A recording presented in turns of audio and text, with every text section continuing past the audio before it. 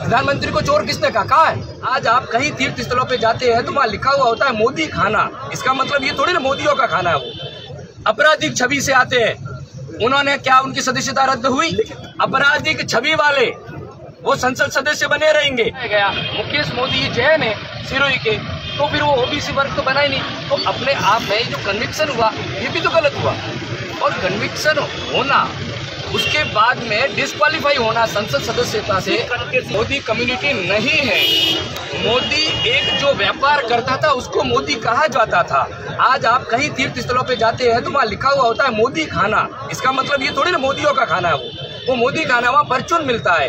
मोदी, ललित मोदी किस कास्ट से, मुकेश मोदी किस कास्ट से, नीरव मोदी किस कास्ट से, आप पता कीजिए। मोदी कहीं भी जातियों में आती ही नहीं है। ओबीसी वर्ग में मोदी है ही नहीं। ऐसा है लोकतंत्र में विपक्ष का नेता सरकार को क्या कहेगा? सरकार की पीठ थपथपाएगा। सरकार यदि गलत काम करती है, सरकार यदि चोरों के साथ खड़ी है तो उसके लिए आवाज नहीं उठाएंगे राहुल गांधी। प्रधानमंत्री को चोर किसने कहा? तो ये हर चोर के पीछे नाम मोदी क्यों लगता? बात तो ये हुई।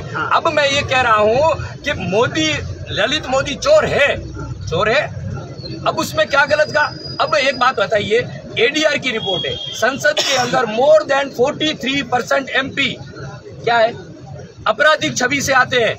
उन्होंने क्या उनकी सदस्यता रद्द हुई? सजा, बात यही है ना, सजा हुई, उन्होंने स्टे लिया, कहीं ना कहीं वो उन्होंने गली निकाली है। ठीक है, राहुल गांधी के सामने भी जज साहब ने एक बात कही थी, आप माफी मांग लो, आपको छूट दे दी जाएगी। माफी नहीं मांगी।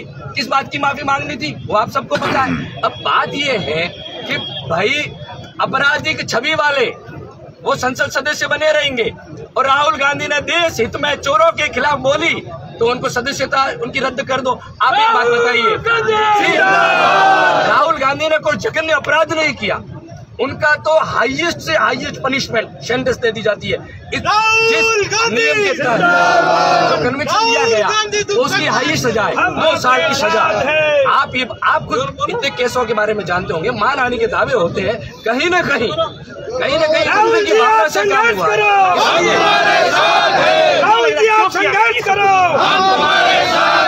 राहुल गांधी, नरेंद्र मोदी सरकार संसद में घिर गई। आम पब्लिक के बीच में सरकार की इमेज डे ऑन डे गिर रही है। अब क्या बचा उनके पास में? यही बचा, संसद को ठप करो, विपक्षी नेताओं को अंदर डालो।